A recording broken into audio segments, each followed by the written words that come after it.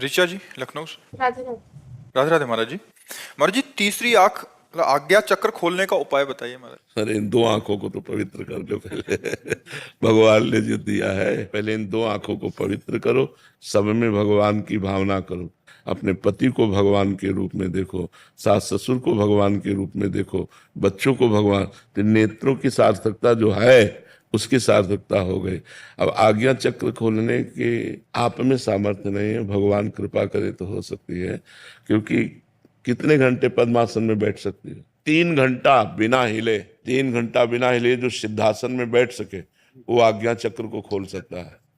अब आज्ञा चक्र को खोलने के लिए इतनी बड़ी सामर्थ्य, 30 मिनट बैठ कर देखो सिद्धासन में पद्मा तो आपके हाथ पैरों में मतलब देखो फिर क्या होता है, पूरी बिजली दौड़ पड़ेगी, पूरे शरीर में बिजली दौड़ पड़ेगी। उसको संभालना ब्रह्मचर्य से ही संभाला जाता है। ये सब बड़े कठिन साधन है, इसलिए सब में भगवान का दर्शन करते हुए सब सेवाएं जो हैं वो भगवान को समर्पित करते हुए नाम जप करो। इससे वही गति प्राप्त होगी जो इन चक्रों के भेदन से प्राप्त होती है। भगवान की प्रसन्नता कलयुग केवल नाम आधारा, सुमिर सुमिर नर तरह। भगवान का नाम जप करो, अपने पति को साक्षात भगवान ही मानो, परिवार को भगवत भाव से सेवा करो, इसी से परम मंगल हो जाएगा।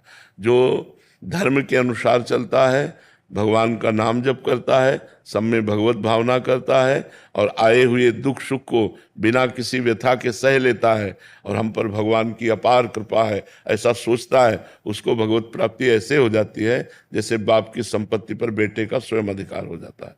बस बहुत सहज सरल मार्ग है। भगवान का नाम लेना, परिवार को भगवत स्वरूप समझना, जो कर्म कर रहे हैं वो भगवान, जैसे हम रसोई बना रहे हैं, अब पाना अपने को ही है लेकिन प्रभु के लिए बना रहे हैं, भावना खूब मगन होकर, ये देखो छूना मत, ठाकुर जी के लिए बना रहे हैं। और सुंदर रसोई बनाई, गरम गरम भोग रखा, ठाकुर जी के सामने पधरा दिया, 10-15-20 मिनट उनको पवाया, मुसारा, पूरे परिवार को पवाया, यही भक्ति हो गई। भक्ति में कोई नया कार्य नहीं करना, जो कार्य कर रहे हो वो भगवत भाव से करो, वही आपको भगवत प्राप्ति करा देगा। जो कार्य कर रहे हो भगवत भाव से करो, उसी में दिव्यता आ जाएगी।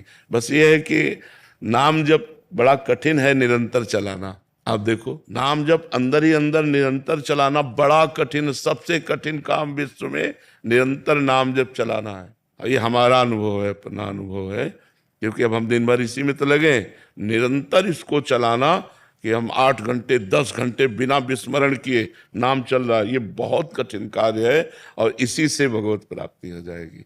माम निस्मर युद्ध से, भगवान का स्मरण और अपने कर्तव्य का पालन।